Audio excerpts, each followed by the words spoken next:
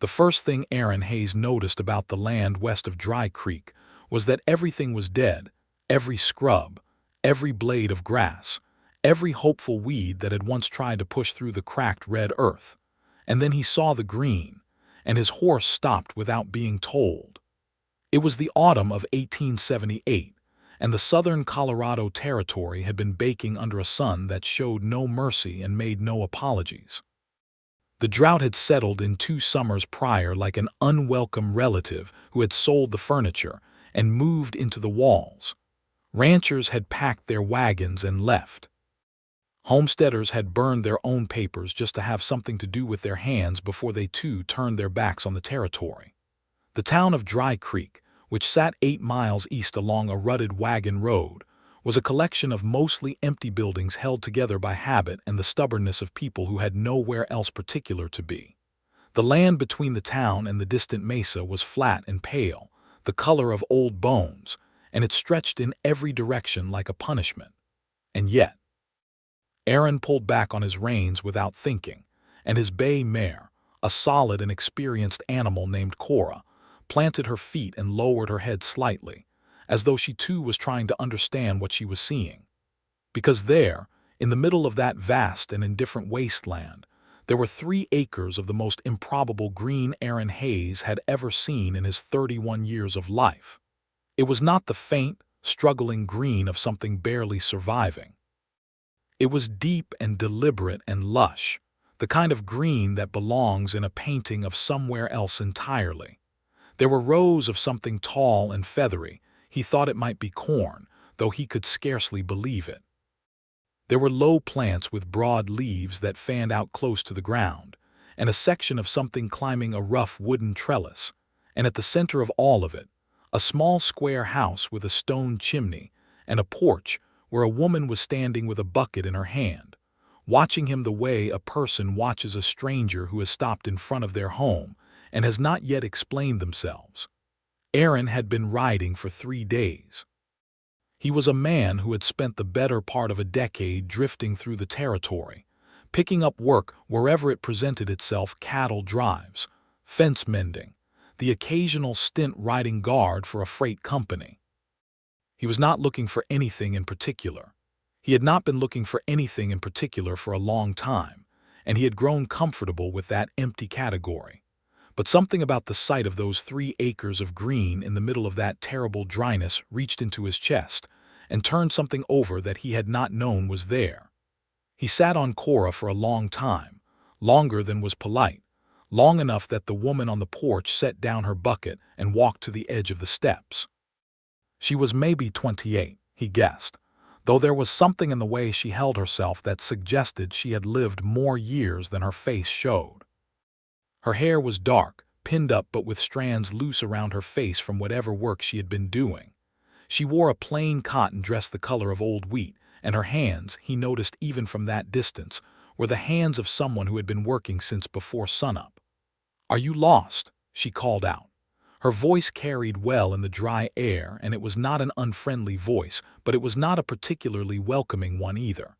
It was a practical voice. The voice of someone who had things to do and wanted to know whether this interruption was going to be brief. Aaron took his hat off. He was not sure why exactly, except that it felt like the right thing to do, like the same instinct that makes a man take his hat off in church when he has not been to church in years. "No, ma'am," he said. "I don't believe I'm lost." "Then you're staring at my garden," she said. "Yes, ma'am," he agreed. "I am." She stood with her arms folded, waiting. The afternoon light was coming in at a low angle, and it was doing things to the green of that garden that made it look almost unreal, like light coming through stained glass. "I've been riding since Pueblo," Aaron said, which was not quite an explanation, but was the only thing that came out of him. "I haven't seen anything green in 3 days, not a single thing." Something shifted slightly in the woman's expression. She unfolded her arms. "That sounds about right," she said. "Are you hungry?" He was. He said so. And that was, as near as Aaron Hayes could later reconstruct it, the beginning of everything. Her name was Evelyn Walker, she told him when he had tied Cora to the post near the water trough and climbed the steps and accepted the cup of water she handed him. She had been widowed 14 months ago. Her husband, Thomas, had died of a fever that had moved through the territory that spring. They had come out from Missouri together 3 years before, full of plans, and the land had humbled those plans considerably. Thomas had worked the land beside her, and they had built the house together and made a life that was modest but real. And then the fever had taken him in 5 days, and Evelyn had been left with a house, 3 acres of dirt, and a choice. She told Aaron this plainly, the way you tell a stranger something that has already lost most of its capacity to wound, because you have already survived the worst of it. She fed him cornbread and beans, and she sat across from him at the rough wooden table, and she answered his questions without evasion. Most folks thought you'd leave, Aaron said. It was not a question. Most folks were right to think so, she said. I thought so too for about a month. I sat in this house and thought about going back to my sister in St. Louis, and then one morning I got up and I started digging. Why? He asked, and he meant it as a genuine question, not a challenge. Evelyn turned her cup in her hands. Outside the window, the evening was coming in soft and orange. Because I was angry, she said. Because Thomas died and nobody told the land to stop existing, and I thought that was unfair. I thought the least I could do was make something grow where something ought not to grow, just to prove a point. She looked at him then, a direct look, the kind that some people flinch from. That probably sounds foolish to you. No, Aaron said quietly. It sounds like the bravest thing I've ever heard described over a bowl of beans. She laughed at that, and the laugh surprised her, he could tell. It was a real laugh, not a polite one, and it changed her whole face, and Aaron Hayes looked at that changed face and felt the floor of something shift inside him. He asked if she needed any work done. She looked at him with a measured expression that was not the look of a woman who was desperate for help, but the look of a woman who was assessing whether a particular kind of help would cost her more than it was worth. There's a section of the east fence that needs new posts, she said, and the trough needs a new board on the south side. It's been leaking, and I've been packing the gap with mud, which works until it doesn't. I can do both before nightfall if you'll let me water my horse in the morning, he said. She considered him. What's your name? Aaron Hayes. Where are you headed, Aaron Hayes? He looked down at the table, then back up at her. I genuinely don't know, he said. I've been riding without particular direction for a while now. That sounds lonely, she said. It has been, he said. He had not admitted that to anyone, including himself, until that moment, and the admission sat in the room between them like something fragile and true. Evelyn Walker nodded slowly. The barn's small, but it's dry, she said. You can sleep there. I'll expect those fence posts and the trough board finished by supper tomorrow. He worked from first light. The fence posts were old and rotted at the base and had to be dug out completely, and Aaron spent the better part of the morning on his knees in the dirt, levering and digging while the sun came up and the heat settled in. Evelyn was in the garden before he had even started, moving through the rows with the efficiency of someone who had learned every inch of the place, knowing exactly what needed water and what needed to be turned and what was ready. He watched her from the corner of his eye when he thought she wasn't looking, and twice he caught her watching him when he thought he wasn't being watched, and they both looked away quickly and said nothing. By midday he had 4 new posts set and tamped firm. He moved to the water trough and found the problem quickly. The board was cracked clean through at one end and had been shifting every time the trough was filled. He replaced it with a piece of wood he found in the barn, cutting it to size with the saw he found hanging on the wall, fitting it carefully and sealing the join with pine pitch from a tin on the shelf. When he was done, he filled the trough himself and watched the water hold and felt an unreasonable satisfaction at the sight. Evelyn came to look. She pressed the board with her thumb and watched the water level. That'll hold, she said. It'll hold, he agreed. She looked at him sideways. You're a careful worker. I was taught that if a thing is worth doing, it's worth doing until it doesn't leak, he said. She smiled, just barely, the corner of her mouth. Come in out of the sun. They ate lunch on the porch because the house held the morning heat and was stifling by noon. She had made a cold soup from tomatoes she'd grown herself, seasoned with something he couldn't quite identify, and it was the best thing he had eaten in months. He told her so. "You probably say that to every woman who feeds you on a ranch," she said. "I don't frequent ranches much," he said.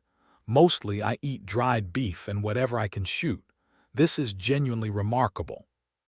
She looked pleased in spite of herself. "The tomatoes this year have been the best I've had.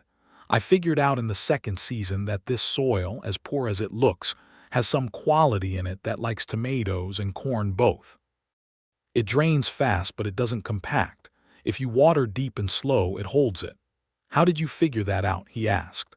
"I read everything I could find," she said.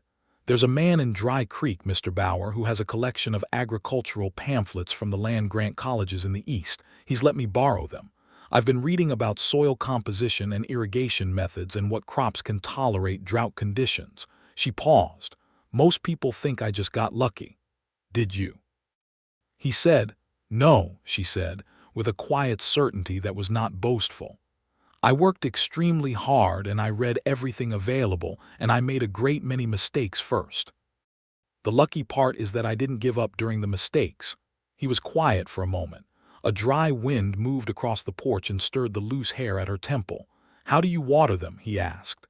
"In this drought, there's no creek near enough." She set down her bowl and looked at him with an expression that said she was deciding how much to explain, and then apparently decided he was worth the explanation. "I dug a cistern the first winter," she said, "back behind the house. I lined it with clay from the base of the east slope and fitted it with a wooden cover. When it rains, I direct the runoff from the roof and the hillside into it. Between rains, I haul water from the spring 2 miles north, 2 barrels at a time on the mule." "2 miles," he said. "Each way," she said. "Every day, during the dry stretches, yes." Aaron looked at her for a moment. He looked at her hands, which were capable and calloused and showed every hour she had put into this land. He looked at the garden behind her, which was green and improbable and alive in the middle of a dead territory, and he thought about what it had cost her to make it that way, and he felt something inside him shift again, something deeper than the first time. "That is," he said carefully, "extraordinary." She looked at him as if she were deciding whether he meant it. Then she picked up her bowl again. "It's necessary," she said, but she did not look entirely displeased. He meant to leave the following morning.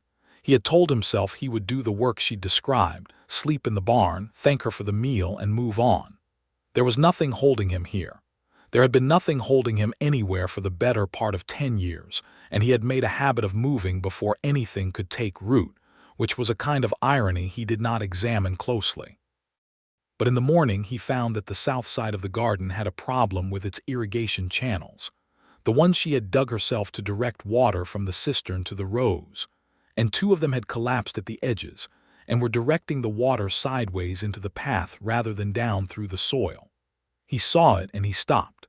He stood there in the early morning with the cool air still on the ground, and he looked at those collapsed channels and he thought, "I should mention that to her before I go." He mentioned it to her over breakfast. She stood up from the table.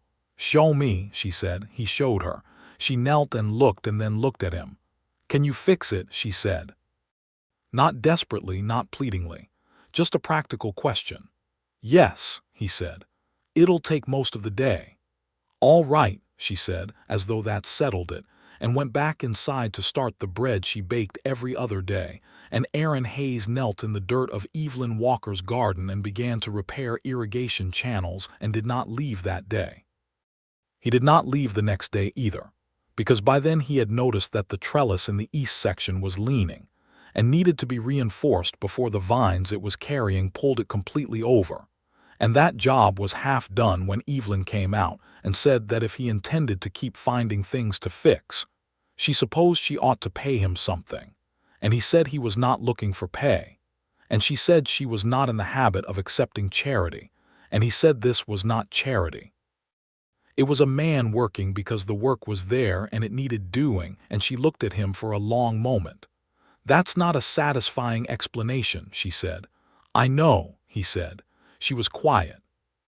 "I'll pay you in room and board," she said finally. "The barn meal's the use of the water trough for your horse." "That's more than fair," he said. "Don't tell me what's fair," she said without heat. "I'll decide what's fair on my own property." He bit down on a smile. "Yes, ma'am." So he stayed. The days settled into a rhythm that had an ease to it that surprised him.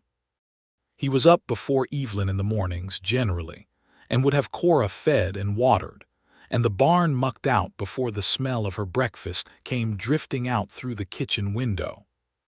He worked through the heat of the day on whatever the garden or the property needed, and there was always something, because a woman alone on 3 acres had a finite number of hours in each day, and maintenance had necessarily fallen behind. He repaired the fence along the north boundary, which had posts that were bowing outward as though trying to escape. He replaced 2 boards on the porch that had gone soft. He dug out the section of the irrigation channel that ran closest to the house, where the soil had settled unevenly and was causing water to pool rather than flow.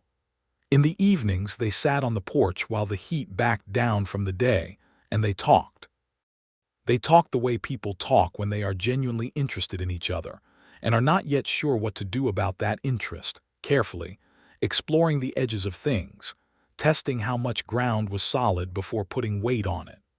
She told him about Missouri, about her father, who had been a farmer and a stubborn man, and how she had learned to love the stubbornness of farming from him, even when she resented the stubbornness of the man himself.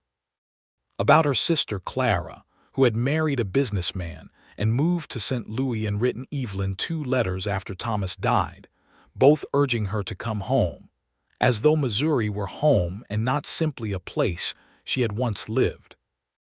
About Thomas himself, carefully and with a kind of deliberateness, as though she were choosing each thing she said about him and leaving others in a private place. He had been a good man, she said, gentle, not particularly suited to the hard physical life of the frontier, but willing. The fever had been quick and indiscriminate, the way fevers were, and it had taken him without consulting her opinion on the matter. Aaron told her about Texas, where he had grown up on a cattle ranch his father owned until his father had drunk the ranch into debt, and the bank had taken it when Aaron was 19. About the years after, which he summarized briefly and without particular self-pity, as years of learning to be useful to other people in exchange for what he needed to survive. He told her about the cattle drives, which were brutal work that he had come to love for reasons that were hard to articulate something about the scale of them, the movement, the way the land kept changing ahead of you. He told her about a winter he had spent in Santa Fe doing carpentry work for a merchant there, which was where he had learned to take real care with joins and fits and measurements, to make things that would last. "A man who's learned a great many things in a great many places," Evelyn said one evening. "I suppose," he said, "I've never stayed anywhere long enough to go deep." "Why not?" she said. He looked at the darkening sky above the mesa. An owl called somewhere to the west. "I've asked myself that," he said. "I don't have a clean answer. After my father lost the ranch, I suppose I decided that things attached to land could be taken away, and so I stopped attaching to things." Evelyn was quiet for a moment. The porch boards were warm still from the day's heat. "That makes sense," she said. "It's also a very lonely way to live." "You said that before," he said. "It bore repeating," she said. He looked at her then, and she was looking at him, and the evening light was doing things to her face again, bringing out the warmth in it, and he thought, "I am in an enormous amount of trouble, and I walked into it without the least resistance." He did not say that. He said, "Tell me how you planned the garden layout. I want to understand how you decided what to plant where." She blinked, then smiled, recognizing perhaps that he had redirected very deliberately, and graciously went along with it, and spent the next hour explaining companion planting and soil rotation, and which crops replenished what the others took from the ground. And he listened to every word and watched her hands move as she talked, and thought he had never known anyone quite like her in his life. The first time he went to town for her was at the beginning of his 3rd week on the property. She needed seed stock for the winter planting, and a length of copper pipe from the hardware store for an improvement she was planning on the cistern's drainage. She gave him a list written in precise handwriting and exact measurements and enough coin to cover it. "Mr. Crane at the hardware store will try to give you inferior pipe if you don't specify the gauge," she told him. "Tell him you want the 3/4 inch, not the half. He stocks both and he'll always reach for the half first because it's cheaper for him to sell at the same price." "Does he know you know that?" Aaron asked. "He does," she said. "He still does it with new people out of habit."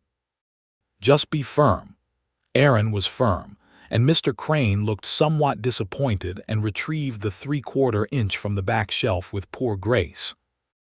In the general store, a man Aaron didn't know was leaning against the counter talking to the proprietor, a Mr. Hadley, who was a compact man with a gray mustache and the air of a person who had heard most things and was rarely surprised by any of them. "That widow out on the 3 acres still at it," the man at the counter was saying as Aaron came in and moved toward the seed shelves. "Far as I know," Hadley said. "She get those crops in again this year." "She did." "Better than last year, from what I hear."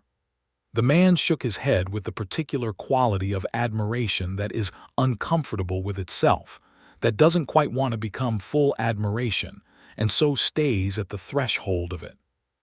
"I don't know how she does it," he said. "Ground out there's no good." "Ground out there's what she made it," Hadley said mildly. Aaron found the seed he needed and brought it to the counter. Hadley looked at his list and found the rest of what was on it without comment. When Aaron gave his name, Hadley studied him. "You're staying out at the Walker place," Hadley said. "Doing some work there, yes, sir," Aaron said. Hadley looked at him with the careful look of a man who considers himself a kind of unofficial monitor of community well-being. "She's a good woman," Hadley said. "Had a hard road." "She seems like a woman who knows what she's about," Aaron said. Hadley nodded, apparently satisfied. "You treat her right," he said, without accusation, just as a statement of how things ought to be, and Aaron said he intended to and meant it completely. On the ride back, he thought about what the man at the counter had said, that the ground out there was no good and how wrong that was, and how the wrongness of it was specifically that it credited the land rather than Evelyn. The land had not made itself good. Evelyn had made it good, through knowledge and effort and a stubbornness that was not blind but deliberate, the stubbornness of someone who understood the problem clearly and was simply unwilling to accept it as permanent. He found himself wanting to tell people that. It told him something about himself that he filed away for later examination. When he got back, she was at the cistern behind the house, measuring something with a length of rope, and she looked up when she heard Cora's hooves. "Did Crane give you trouble?" she called. "Moderate trouble," he called back. "I prevailed." She smiled and went back to her measuring, and he tied Cora and unloaded the supplies and did not mention anything about the conversation at the general store, but he thought about it all evening. That night there was a thunderstorm. It came in from the southwest about an hour after dark, and Aaron heard it building for 20 minutes before it hit, the low rumble and the change in the air that precedes real rain in that country. Then it arrived with full commitment, hammering the roof of the barn and turning the yard outside into rushing water. He lay in his bedroll in the dry barn and listened to it and thought about the cistern filling and the garden drinking, and felt a satisfaction that was not really his to feel, since it was her garden and her cistern and her work, but he felt it anyway. In the morning he found Evelyn already at the cistern with a measuring rod, checking the level with an expression of concentrated happiness that she appeared to be trying to keep contained and dignified and was not entirely succeeding at. 7 inches, she said when she heard him coming. "That's good," he said. "That's very good," she said, and the contained happiness broke through entirely for a moment, her face opening up, and she looked like someone who had just received the best news of the year, which she had. And Aaron Hayes stood in the wet morning air and looked at that expression and felt something in his chest that was warm and specific and unavoidable. He was falling in love with her. He had known it was coming for at least a week, the way you can sometimes feel whether coming before there is any visible sign of it. He had been watching it approach and had not moved out of its path, and now it had arrived. He turned and looked at the garden, which was glistening and dark with moisture, every leaf and stalk drinking. "Your corn looks like it grew overnight," he said, because he needed to say something. "It might have," she said cheerfully. "Rain in the third week of September. I wasn't sure I'd see it. This will carry the winter planting all the way through." "What are you putting in for winter?" he asked. "Turnips, some hardy brassicas, winter wheat in the south section, and I want to try a cold frame for some greens through December if the frosts aren't too deep." "I can build the cold frames," he said. "I've seen the design. It's not complicated wooden box, glass panels on top to catch the sun." She looked at him. "You'd have to stay through fall for that," she said. It was not a question exactly, and it was not an invitation exactly, but it was something in the space between those two things. "I'd been planning to," he said, and was slightly surprised to discover that was true.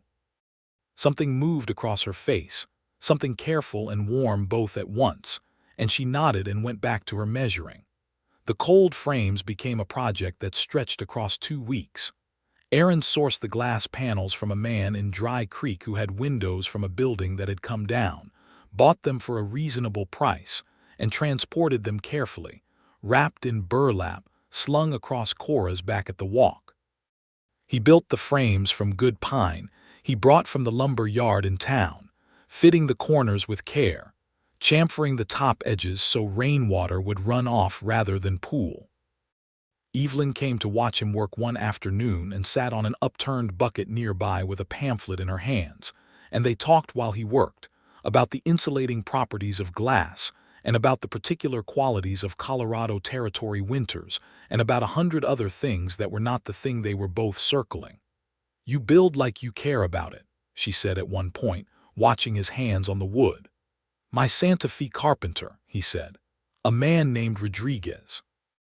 He used to say that a piece of wood remembers how you treated it, which is probably not literally true." "It might be," she said. "Plants remember in their way." He looked up at her. She was looking at the cold frame panel in his hands with a thoughtful expression. "How so?" he said. "If you stress a plant at the wrong time, drought stress, pest stress, it affects the seed it produces. The next generation carries something of what the parents suffered. It's in the pamphlets from the agricultural college." She paused. "I find it both troubling and hopeful. The troubling part is obvious. The hopeful part is that it also means that a plant that survives something passes that survival to what comes next." He was quiet for a moment, fitting the frame corner and checking it against his square. "That is hopeful," he said. "I think so too," she said. October came in on a cold wind from the north that stripped the color from the mesa and made the mornings sharp. The garden was settling into its winter configuration, the summer crops harvested and stored, the winter planting in and showing its first cautious green tips through the soil.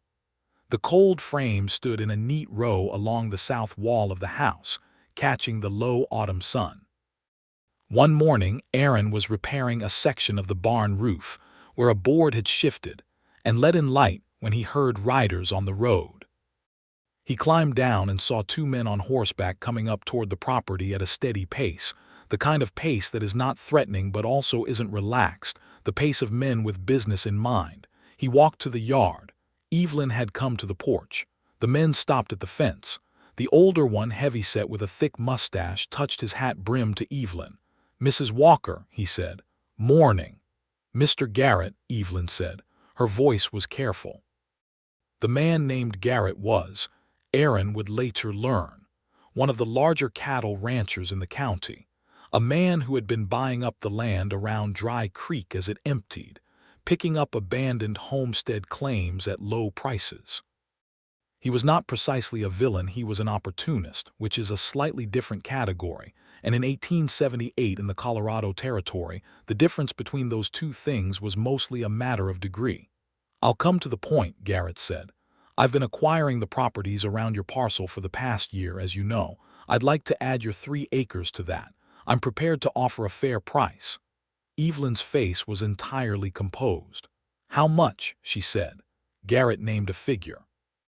It was not an insulting figure, but it was low enough to make Aaron, standing beside the fence post with his arms loose at his sides, think of the 2 miles of water hauling and the winter pamphlets and the cistern and every post and channel and cold frame, and feel something that was the neighbor of anger.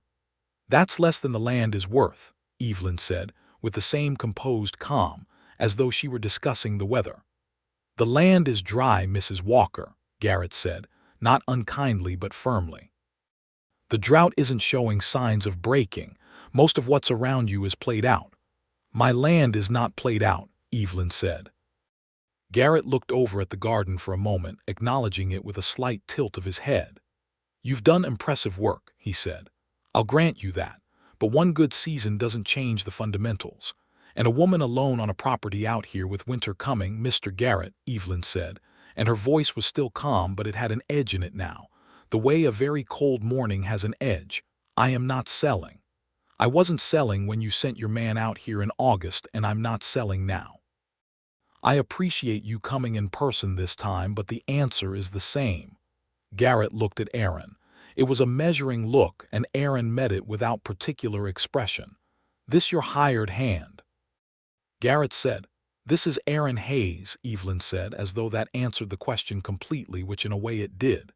Garrett looked between them for a moment. Then he nodded slowly, replacing his hat. "I'll be back in the spring," he said, "if you change your mind." "I won't," Evelyn said. Garrett turned his horse, and his companion, who had said nothing, turned with him, and they rode back toward the road.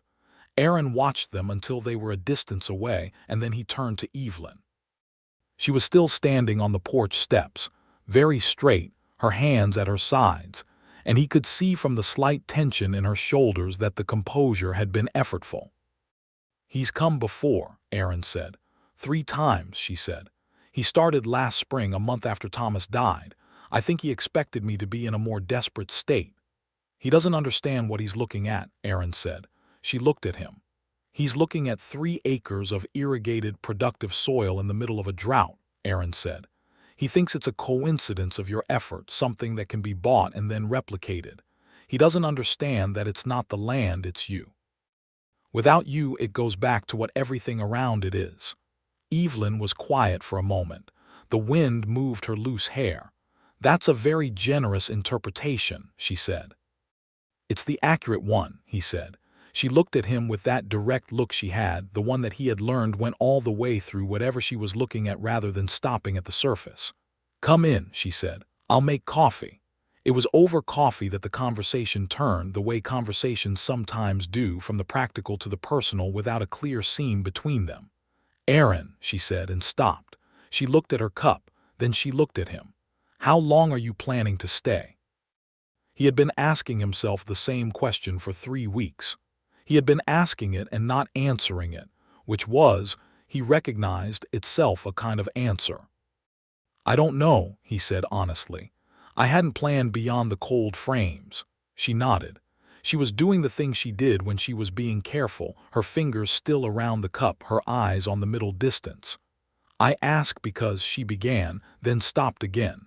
Then started again with a different approach, the directness she defaulted to when she had decided something. "I ask because I have noticed that I have become accustomed to your company in a way that I wasn't expecting to, and that it would be easier for me if I knew whether I needed to begin unaccustoming myself to it." The kitchen was very quiet. Outside the window, the cold autumn light lay flat on the garden. Aaron set his cup down carefully. "I have noticed the same thing," he said. "About your company." She looked at him directly. "I didn't come here with any intention of." He stopped, because he was doing it badly, and started again. "When I stopped on the road and saw the garden, I didn't know what I was stopping for. I still don't have a clean explanation for it, but I know that I have not wanted to leave. I know that I wake up in the morning, and the first thing I think about is what needs doing on this property, and the second thing I think about is whether I'll be able to make you laugh before noon. Those things feel important to me.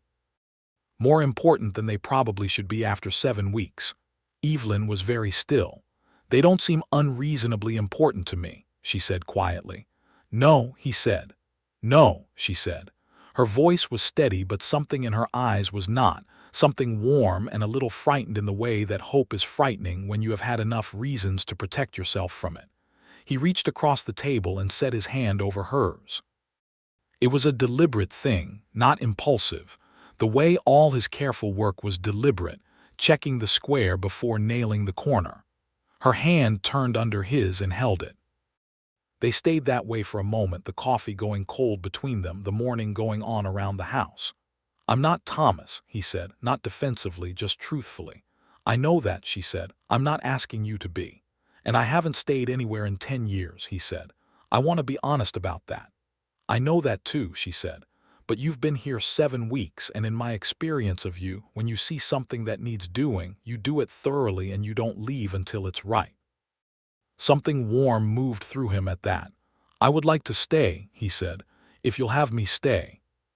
She looked at him for a moment longer, and then she smiled, the full real one that changed her whole face, and she tightened her hand around his. "Stay," she said. That winter was the hardest and the best of Aaron Hayes's life, and those two things were thoroughly entangled. The cold came in hard in November and stayed hard. The ground froze and the trails became difficult, and the town of Dry Creek reduced its activity to the minimum required for survival. But on Evelyn's 3 acres, the cold frames held their warmth through the glass panels, and the winter greens grew in their sheltered rows, and the turnips in the ground survived the freeze. And the small house was warm from the fireplace that Aaron kept fed with the cords of wood he had spent October cutting and splitting, and stacking in a long row along the west side of the barn. They were confined together by the weather in the way that winter on the frontier confined people, and what that confinement revealed about them, individually and together, was mostly good.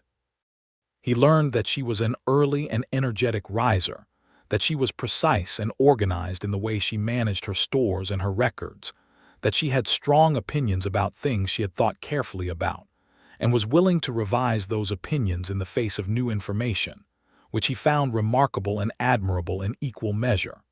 He learned that she found his silences comfortable rather than troubling, which was itself a relief, since he had spent years among people who found silence suspicious. She learned that he was reliable in the particular way of someone who does not make promises easily, but keeps the ones he makes. She learned that he could be funny in a dry, quiet way that caught her off guard. She learned that he had a deep interest in how things were built and why they lasted or didn't, buildings, tools, systems of irrigation, relationships, though he would not have described the last category in those terms. She learned that he had not had much softness in his life, and that he received it awkwardly, like a man who has been cold for a long time and isn't sure he can trust the warmth yet. She was patient with that. She had learned patience from farming, which is nothing if not an extended practice in trusting processes that take longer than you want them to. The first time he kissed her was in December, on the porch in the cold, and it had been coming for long enough that, when it happened, it felt less like a beginning than like an acknowledgement of something that had already been true. The evening had been warm inside, the fire high, and they had been sitting at the table with the land records. She kept a careful log of what had been planted, and where and how it had performed, year by year. And she had been explaining her rotation plan for the following spring, and he had been looking at her rather than at the records, and she had looked up from the page and found him looking, and there had been a moment of perfect, suspended stillness. He stood when she stood, and they moved to the porch together without deciding to, and the cold was clean and the stars were absolute and specific above the mesa, and he turned to her and she turned to him, and he kissed her very gently and she kissed him back, and when they separated they were both a little breathless, and the cold air turned their breath to brief white clouds between them. "Well," she said. "Well," he said. She took his cold hand in her cold hand, and they stood on the porch for another few minutes looking at the stars, and then went inside because it was genuinely very cold, but neither of them suggested going inside until neither of them could feel their fingers, which told them both something true about themselves. January brought a complication that was not the weather. A man came to the property in the second week of January, riding a roan horse that was not well cared for, and wearing the air of someone who has been traveling without a destination and has decided to give himself one. His name was Dudley Reeves, and he turned out to be a distant cousin of Thomas Walker's, a connection so remote that Evelyn said she had met the man exactly once, at a gathering in Missouri 5 years prior, and had not thought of him since. Reeves claimed to have heard about Thomas's death and to have come to pay his respects, which might have been partially true, but he also, within 20 minutes of arriving, mentioned that he had heard the widow had made something of the land and wondered whether there might be a position available for him on the property. He was, he said, an experienced farmer. Aaron assessed him quickly and without particular generosity, the assessment of one man who has worked the land making a professional judgment of another. Reeves's hands were not a farmer's hands. His knowledge of the garden, when tested by a few casual questions about what he saw in front of him, was surface-thin. He was not experienced. He was a man looking for somewhere easy to land. Evelyn was gracious and firm in the way she was gracious and firm about things she had already decided. She fed him a meal and told him there was no position available on the property at this time, and she said it kindly enough that Reeves had no real grounds for offense, and he rode out the following morning with nothing accomplished.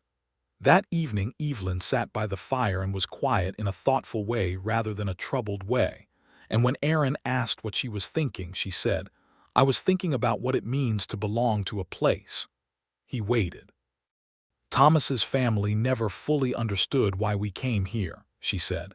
"They thought it was impractical, and by the conventional measure they were right, it was. But I think they also never understood that the decision to stay, my decision to stay after he died, wasn't practical either. It was something else." She paused. "I feel like I belong to this land in a way I've never belonged to anything before.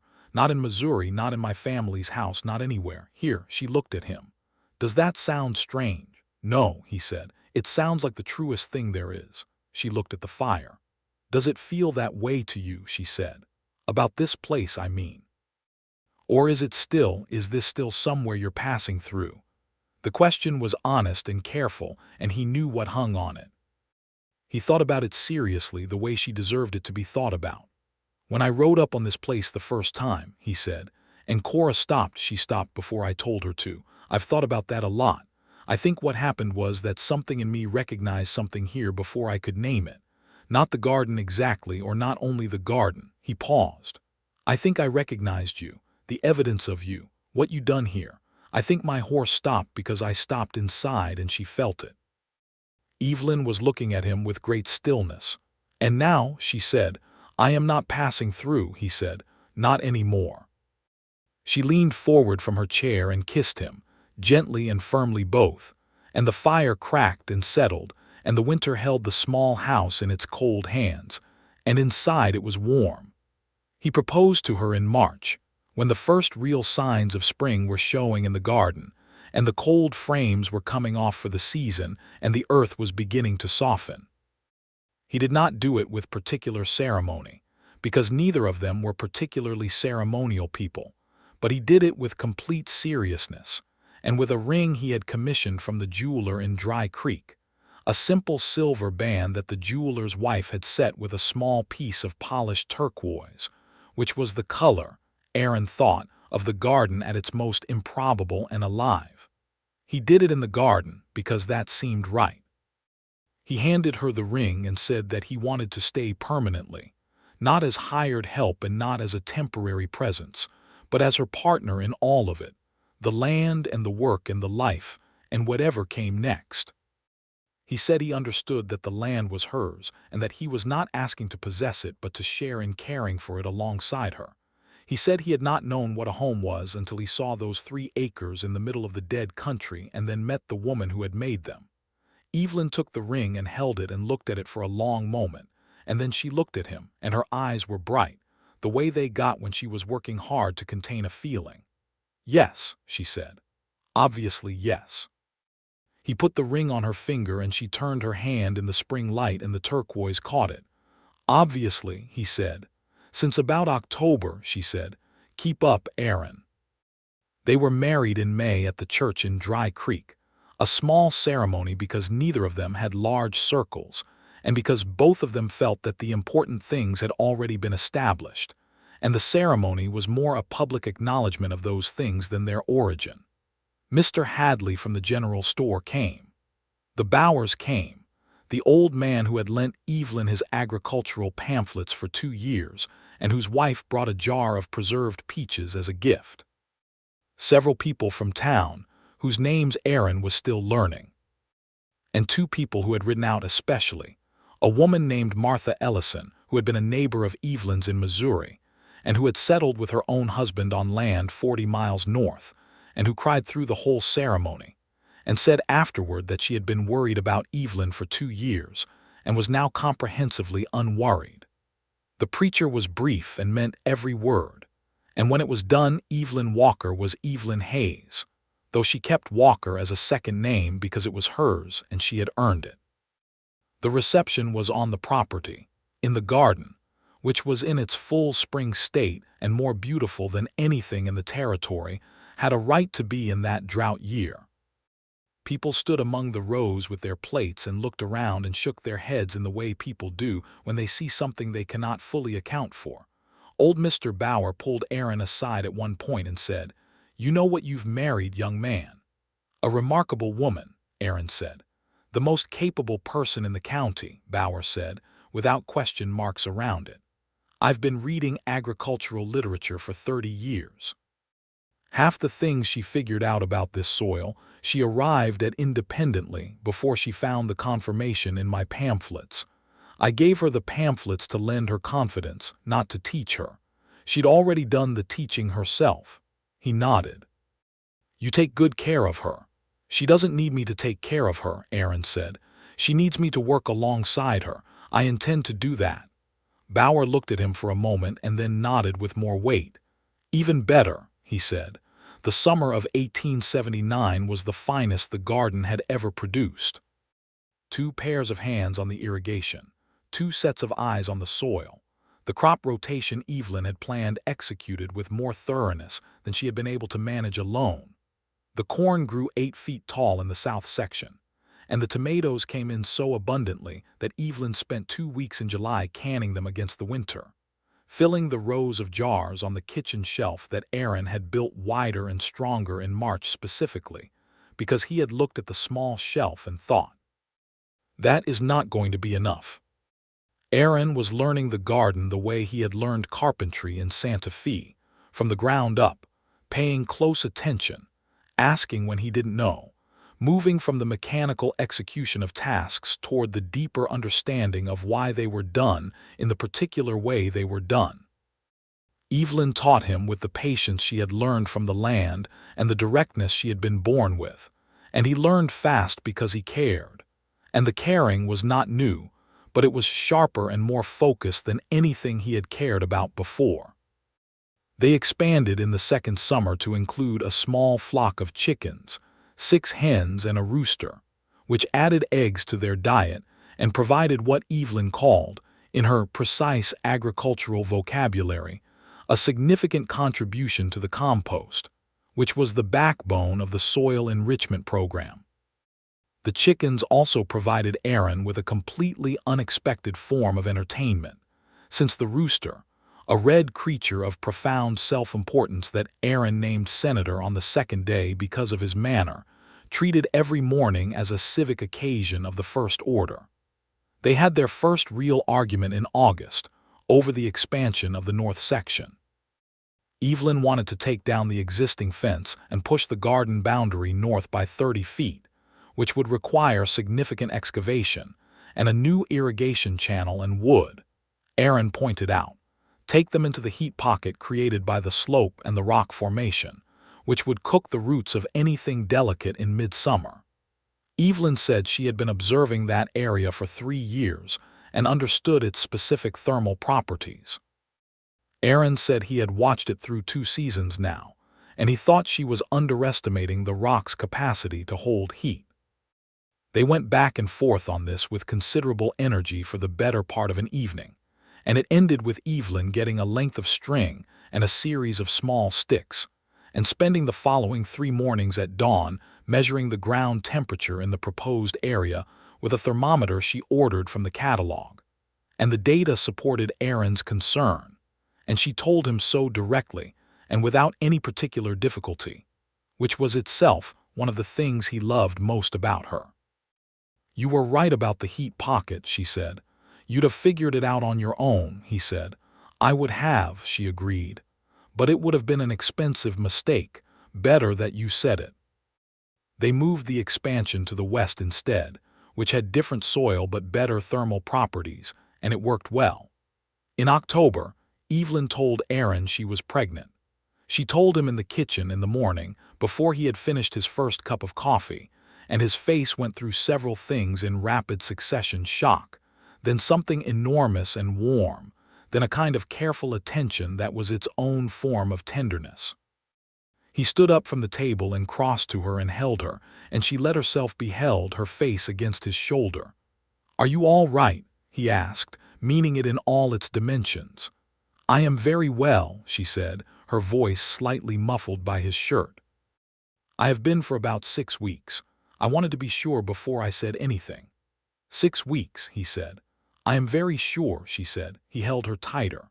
Outside the window the autumn garden was in its settling phase, the summer work done, the winter planting beginning, the cold frames back in their positions, the cold air coming off the mesa.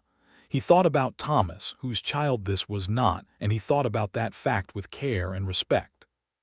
He thought about what it meant to build something on ground where something else had been, and he thought that the right way to do it was not to pretend the previous thing had not existed, but to let the new thing grow from soil that had already been worked and tended and loved, because that soil was richer for it. "I'm going to be the best possible father," he said. "I want you to know that." "I know it already," she said. He pulled back and looked at her face, which was tired and radiant at once in the way she had described the garden in certain seasons. "Are you frightened?" he said. "Somewhat," she said honestly. "Are you?" "Somewhat," he said, "but not about the wrong things." She smiled. "No," she said, "not about the wrong things." The winter of 1879 passed gently, as if aware of what was coming.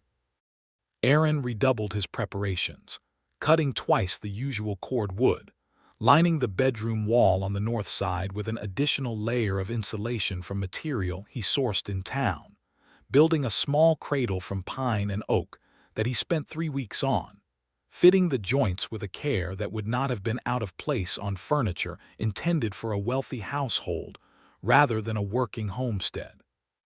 He measured and sanded and tested the rocker on the base until it moved with an even, quiet, reliable motion, and he oiled the wood until it glowed. Evelyn watched him work on it one evening, sitting in the chair by the fire with her knitting and her expanding middle, and her expression was one that Aaron had come to recognize as the one she wore when she was full of something she didn't have words for. "It's beautiful," she said. "The joins are good," he said, which was as close as he came to agreeing with her. "It's beautiful," she said again, firmly, the way she was firm about things she was certain of. They named the baby James when he arrived in June of 1880, a month that came in hot and bright and smelling of the garden in its full summer energy. James Walker Hayes, the full name on the record at the county office in Dry Creek, because Evelyn said she wanted him to carry both the old and the new. He was a solid, healthy, loud baby with his father's coloring and his mother's eyes, which was precisely the combination Aaron would have designed if given the opportunity. He held his son on the porch in the evenings and looked out at the garden and tried to form words for what he felt and generally failed, and decided that was all right. Some things did not need language. They were themselves present and complete. James grew through that first summer with the same energetic stubbornness with which everything on those 3 acres grew, and Evelyn moved through her days with the competence of a woman who had always been capable, and had now simply added this new dimension to the list. She nursed James in the mornings while reviewing her garden records, made her notes with one hand, held him with the other. By August, she was carrying him on her back in a sling while working the rows, and he seemed to find this entirely satisfactory, riding along at his mother's shoulder level and examining the world with the same focused attention she gave everything. Aaron, watching this, had the recurring thought that James was going to be an exceptional human being, and that this was entirely predictable given who his mother was. Garrett came back that autumn, as he had promised he would, or threatened, depending on how you heard it. He came alone this time without his companion, which Aaron thought might mean a less formal approach. He sat on his horse at the fence line and looked at what had become of the 3 acres, and this time his expression had less dismissal in it and more genuine attention. "Mrs. Hayes," he said, adjusting to the new name, "you've made real improvements here." "We have," Evelyn said, with the particular pronunciation of that word that included Aaron without making a statement about it. Garrett looked at the garden, the new west expansion, the cold frames along the house wall, the chicken yard, the doubled barn, the solid new fence line. "My offer stands," he said, and he named a new figure, substantially higher than the original. It was a real offer this time, the kind of money that would have bought a person a good deal of freedom and comfort. Evelyn didn't look at Aaron. She didn't need to. "This is not for sale," she said. "I want to be clear that it is never going to be for sale, Mr. Garrett. Not at this price, not at a higher one. This land is not property to us, it's home. I'd be grateful if you took that as a final answer." Garrett looked at her for a long moment, and then he looked at Aaron, and then he looked at the garden again, and something in his expression settled into a kind of rueful respect. "You're going to have a fine property here in another 5 years, he said. "We already do," Evelyn said pleasantly. Garrett actually smiled at that, the small, reluctant smile of a man encountering something he had underestimated. "Good day," he said, and turned his horse. Aaron watched him go, and then turned back to find Evelyn already heading back toward the garden with the proprietary step of a person returning to their work. "How do you feel?" he called. "Satisfied," she called back, without turning. He laughed. The years that followed moved with the rhythm of the land, which is the rhythm that ignores human preferences and proceeds according to its own logic of seasons and rain and sun.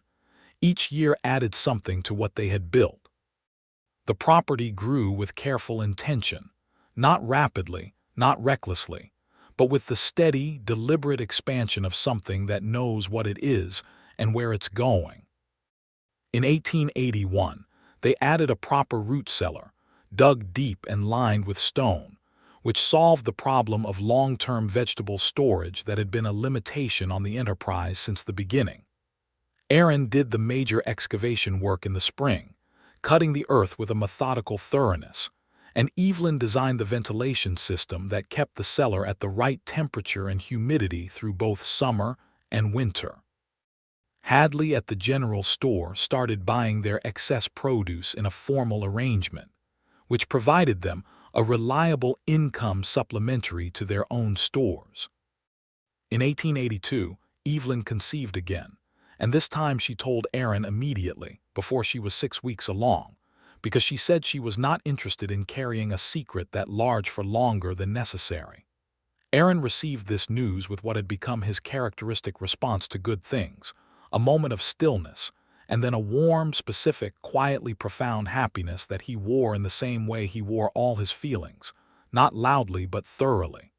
This baby was a girl, and they named her Ruth. Ruth Walker Hayes, like her brother, because the pattern of the name felt right. She was born in February of 1883, in the depth of winter, and came into the world with an immediate and loudly expressed opinion about it that suggested she was going to be entirely her mother's daughter. And Aaron took one look at her face in those first minutes and thought, yes, that's exactly right, and held her with the careful strength of someone holding something irreplaceable. James, by this point 2.5 years old, and deeply involved in the business of being a small person, inspected his sister with the scientific thoroughness of someone who has been told something is remarkable and is performing his own independent verification. His assessment appeared to be cautiously favorable. That spring of 1883 was a turning point for the region. The drought, which had been in various states of severity for 7 years, finally broke in a meaningful way, not with the sudden drama of a great storm, but with a series of soaking rains through April and May that arrived and kept arriving, and turned the earth from pale bone to dark richness.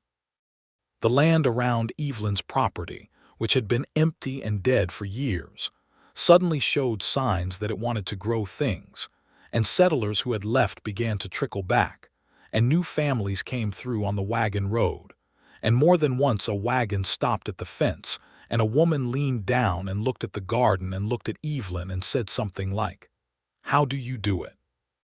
And Evelyn always answered the question directly and fully, because she had never been interested in mysteries, only in knowledge and its application. The community that began to form around Dry Creek in those recovery years had Evelyn Walker Hayes as an informal but real authority on the agricultural possibilities of the land. Mr. Bauer introduced her formally to a land agent who was preparing a pamphlet on sustainable farming in the territory, and she contributed 3 pages of notes from her own records, with specific data on soil composition and crop rotation and water management, that were included in the pamphlet and distributed through the region. Old Bauer read the pamphlet and wept slightly and said that his collection was now complete. Aaron, watching his wife receive this recognition with the same composed directness with which she received everything else, felt a pride that was entirely uncomplicated and thoroughly wholehearted. He said so one evening. "You deserve all of it," he said. "We built this," she said, meaning it to include him as she always did. "You were building it before I got here," he said. "The first 2 seasons were the hardest," she agreed. "But the best of what we have, Aaron, the expansion, the cellar, the cold frames, the chickens, the things I would not have been able to do alone, that's ours, not mine. Yours as much as mine." He reached across and covered her hand with his, the same gesture from the same kitchen table 4 years on, and she turned her hand and held his, the same way she always did. "Besides," she said with the half-smile she had, "you swept out that barn for 2 months before I so much as admitted I was glad you were here. You earned your share." 2 months, he said. 3 weeks. I swept it out for 3 weeks. "It felt like 2 months, she said. "Because you were not making things easy," he said. "I was making things appropriately complicated," she corrected. He laughed, the full laugh that he had grown into over these years, the laugh of a man who has enough to laugh about. In the summer of 1884, they had a visitor that Aaron had not expected. A man rode up on a gray horse, a tall man in his 50s with a weathered face that Aaron recognized after a moment with a small shock, because it was a face he had not seen in 12 years. His name was Dean Calloway, and he had been the foreman on the first cattle drive Aaron had ridden at the age of 20, a man who had been important to him in the way that certain working men are important to young men who don't have fathers who are present, as an example of what competence and dignity looked like when they were put together in a person. Calloway was riding through on his way to Albuquerque and had heard Aaron's name from someone in Dry Creek and had come out to confirm it was the same Aaron Hayes he'd worked with a decade before. They sat on the porch and Evelyn brought coffee, and Calloway looked around at the property with an expression that was purely delighted. "I'll be honest," Calloway said. "When I heard Aaron Hayes had settled on a homestead in the territory, I did not picture this." "What did you picture?" Aaron said. "Something considerably more rough around the edges," Calloway said. He looked at Evelyn, then back at Aaron, with a knowing expression that was not unkind. "Now I understand." "The garden was here when I arrived," Aaron said. "My wife built it." "He's modest," Evelyn said. "He's been building it with me for 4 years." Calloway stayed 2 nights, sleeping in the barn, eating at the table, getting to know James and Ruth with the easy comfort of an old ranch hand around children who are accustomed to small people underfoot. He told stories about the trail that Aaron had almost forgotten, and Aaron told stories that Evelyn had not heard, and the evenings were the kind of evenings that are gifts. The past and the present meeting over a table in a warm house with children asleep and enough coffee, and the land quiet outside. When Calloway left, he shook Aaron's hand and looked at him with the directness of a man who had been watching people a long time. "You look like a man who found the right place," he said. "I did," Aaron said. "Late, but I found it." "Never too late," Calloway said. "Some of us just need more road before we know where we're going." The property in the years after the drought broke became something that people in the county spoke about as a landmark of a particular kind. Not the kind marked by violence or discovery, which were the things the territory usually commemorated, but the kind marked by patient human achievement. The widow who had kept those 3 acres when everyone else had gone, who had dug her cistern and hauled her water and read her pamphlets, and stayed that story traveled, the way good stories travel in places where good stories are needed, as evidence of what is possible. They expanded the garden again in 1885, adding an orchard section along the south boundary, 6 apple trees and 4 pear, sourced from a nursery in Denver, and planted with the same careful methodology Evelyn applied to everything. The trees would not bear fruit for 3 years. They both knew that, but that was all right. They had learned to plant for futures that were further away than the next season. James helped plant the trees. He was 5 years old and deeply serious about the hole digging portion of the process, insisting on doing it himself with a small spade Aaron had found and given him. And the holes were not entirely regulation size, but they were made with full effort and considerable pride. And the trees went in them and were watered in and staked. And James walked down the new row of saplings afterward with the proprietary walk that Aaron recognized, because he had seen it in Evelyn 100 times. The walk of a person surveying something they have taken responsibility for. Ruth, 2 years old and at the determined running stage, followed her brother with the loyalty of someone who does not yet fully understand what is happening, but intends to be included in it. One evening in the late summer of 1885, Aaron and Evelyn walked the perimeter of the property as they sometimes did in the evenings, a habit that had begun as a practical check of the fence and irrigation, and had become something else entirely, a slow and companionable circuit of the things they had made together. The sun was low, and the light was coming in at that gold angle that the territory did better than anywhere he had ever been, and the orchard saplings were a row of small patient promises along the south fence, and the garden was in its late summer fullness, the tomatoes red and heavy, the corn standing tall, the cold frames at the ready for the turn of season. Aaron stopped at the east corner of the fence, the place where he had put in new posts in his first week here, those first posts that he had set with care because the work was there, and it needed doing, and he had not yet admitted to himself or anyone else that he had already decided to stay. "Do you know what I think about sometimes?" Evelyn stopped beside him. The evening air was cooling, and somewhere in the direction of the creek a bird was asking a single-note question of the dusk. "What?" she said. "The fact that Cora stopped," he said, "on the road before I told her to." Evelyn looked at him. "I've thought about that too," she said. "Have you?" "I've thought about what it means that you stopped at all," she said. "I've been approached by people passing through before. They keep riding. You stopped and you stared and you couldn't explain it." She paused. "I think you were already home and you didn't know it yet. I think some part of you recognized it before your mind caught up." He looked at the garden, at the house, at the small lit window where he could see the lamp they'd left burning inside. "I think you're right," he said. She took his hand.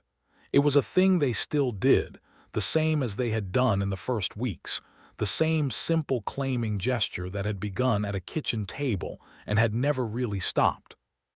He held her hand and they stood at the fence line in the evening light, the parents of 2 children, the tenders of 3 extraordinary acres, the builders of a life that had been made from stubbornness and knowledge and love and the particular willingness to stay. "I'm glad Cora stopped," Evelyn said. "So am I," Aaron said. "Every single day." The orchard trees bore fruit in 1888, the first autumn of it, not an abundant crop, but a real one, honest apples and pears from trees that had been planted by hand on what had been dead land, that had grown through 3 more variable years of drought and rain and frost, that had been tended by a woman who had learned that patience was not passive, but the most active form of commitment. The children picked the first apples off the lower branches, with a ceremony that Evelyn had not planned but Aaron had, laying it out the evening before with a quiet simplicity that she recognized as the form his sentiment always took. Not the grand gesture but the careful preparation, the attention to what mattered and the determination to honor it.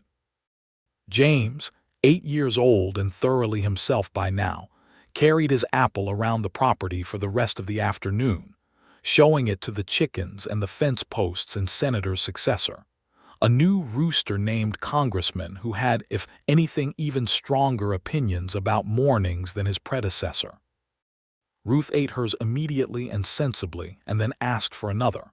That evening, Aaron sliced one of the pears and set it on the table between him and Evelyn after the children were in bed, and they ate it together in the quiet kitchen with the lamp burning low, and it tasted like everything they had built. "Do you remember what you said the first night I fed you?" Evelyn asked. "I said it was the best thing I'd eaten in months," he said. "You said it was genuinely remarkable," she said. "You were talking about the soup, but you were looking at me," he smiled. "Was I that obvious?" "Transparently," she said. "And you let me stay anyway," he said. "I let you stay because of the fence posts," she said primly. "The rest was incidental."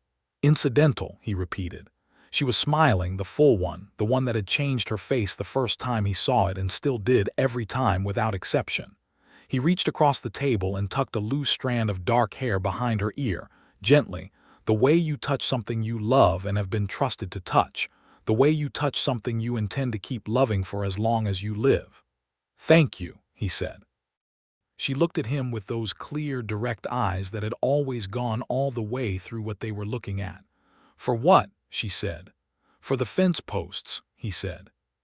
"For asking me if I was hungry, for letting me sleep in the barn, for every single thing after that." He paused. "For making something grow in the middle of a dead country and letting me be part of it." Evelyn Walker Hayes looked at her husband in the lamplight of the kitchen they had shared for nearly a decade, with the garden outside the window and the children breathing softly in the next room and the apple trees in the south field and the cistern full, and the cold frames ready and every post and channel and board and joint solid and true. And she said the thing that was simultaneously the most obvious and the most important thing she had ever said to him. "I love you, Aaron," she said. "I love you, Evelyn," he said. The lamp burned. The night settled around the house. The 3 acres lay in the dark and the quiet, green in the summer and promising in the winter, and always, always alive, the only green thing for miles, rooted and real and held in home.